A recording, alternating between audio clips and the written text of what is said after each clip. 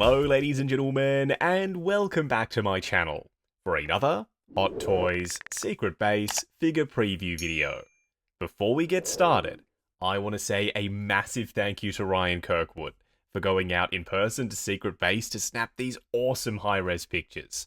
Show Ryan some love in the comments below, because without him, this series literally wouldn't be possible. Now, if you're looking to pre-order your very own copy of Hot Toys Agent Venom, I've popped some links to Pop Collectibles in the description, along with the discount code Justin's Collection for 5% off your order if you decide to buy from them. When you're pre-ordering from Pop, you can either pay the full amount up front or leave a deposit and fix up the rest when this figure releases. As always, do your own research, make sure you're comfortable before buying. If you're heading down to the description, why not hit that subscribe, bell notification icon, and join button, so you're notified as soon as brand new Spider-Man content goes live on the channel. What an unexpected announcement. Seriously, I thought we'd get Agent Venom, but it would be the watered-down Harry Osborn version from the Spider-Man 2 game, not a comic book accurate one. But that's what this is.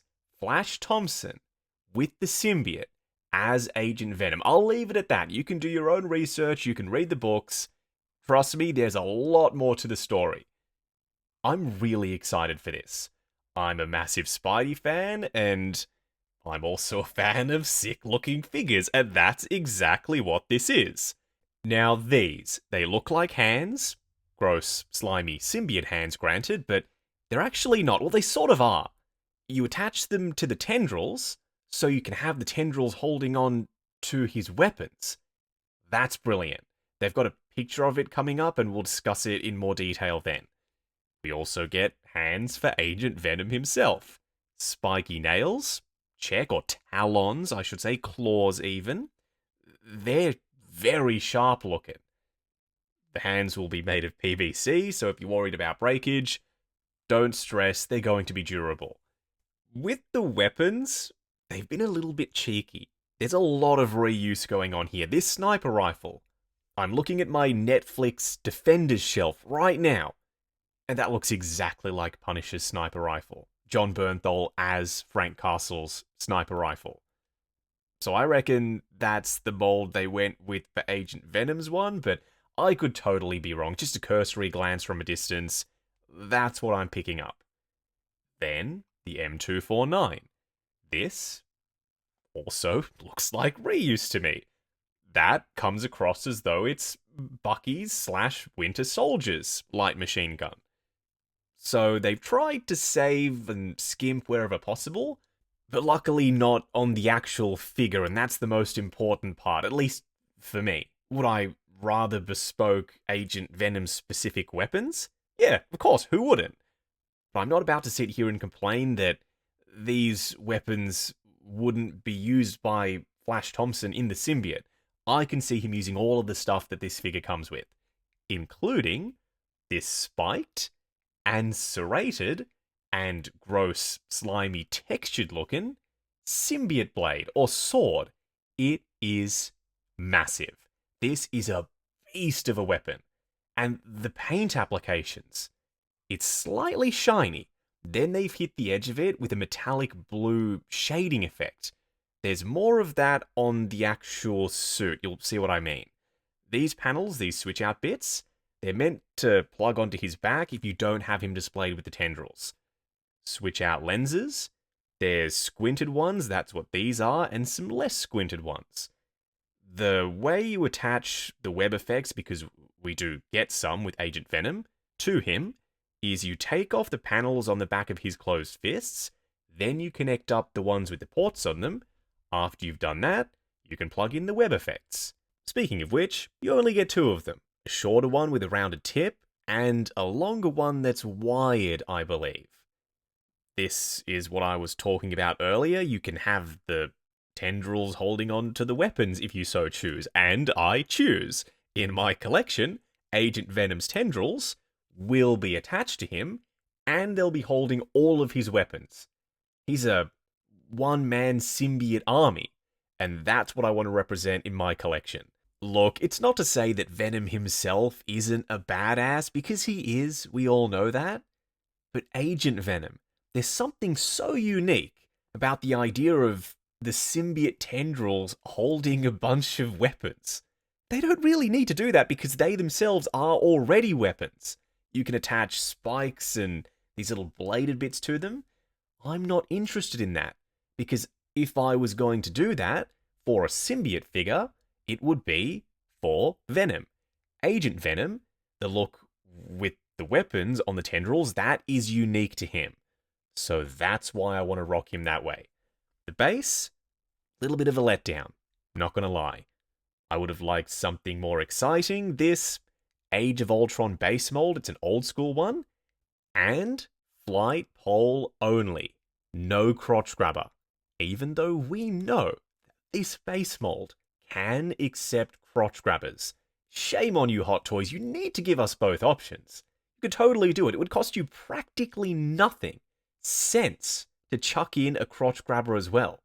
Yet they still don't do it. Maybe one day. As for Agent Venom himself, so that blue shading I was talking about earlier, it's mostly on the armor plating and the tendrils. Like, you can see it right there as plain as day. So there's some contrast between the armor pieces and the textured undersuit. Textured undersuit, for those worried that it might be pleather or something like that, it's a synthetic, but it's not pleather. It's not a surface coating laminated to spandex or something else that's going to flake away over time. This, to me, looks like the exact same material for the textured pieces as what we got with Black Suit Spidey from Spider-Man 2. It's a very busy, heavily textured material, like I said, so if you were to pose him up in a crazy pose, this texture on the surface will sort of hide the creases. Not perfectly, they're still going to happen, and the smooth panels, you'll see them as plain as day on them. But if you're careful about the way you pose him, strategically place the creases in certain areas where they're not going to show up, I reckon you can work with it. Now, that scratch on his ab section is, interestingly enough, meant to be there. There's a light pass of weathering and wear and tear on all of the armored bits. I thought that the prototype was damaged during the photo shoot when they were taking the promo pics for the pre-order announcement. Because, shit happens. Prototypes are notoriously fragile. They're held together with sticky tape and blue tack and hot glue sometimes. Hopes and dreams, essentially. That's not what happened. The scratch is meant to be there. It's just that it's a black scratch on the white spider symbol. I don't know how I feel about that. All of the rest of the weathering, I'm fine with it. The light scratching.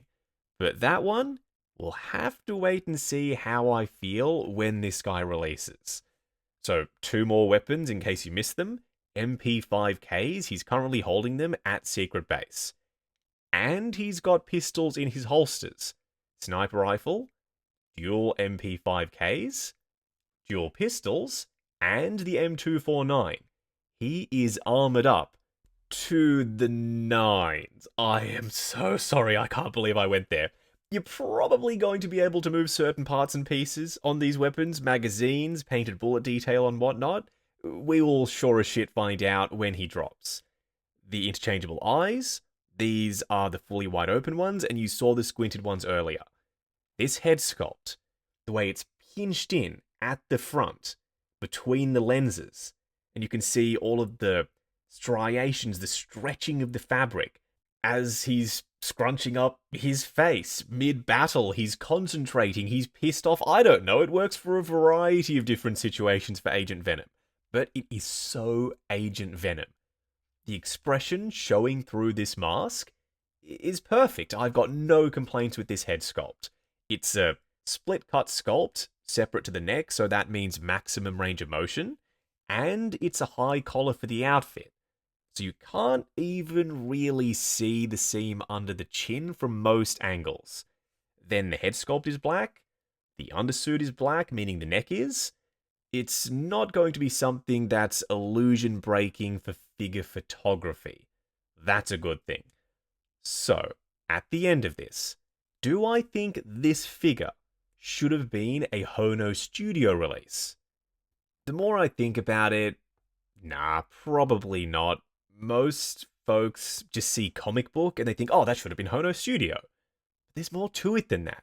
Hono is meant to be their budget line. Yes, the price is creeping up in the States on Sideshow, but in Hong Kong, the prices, they've been relatively consistent.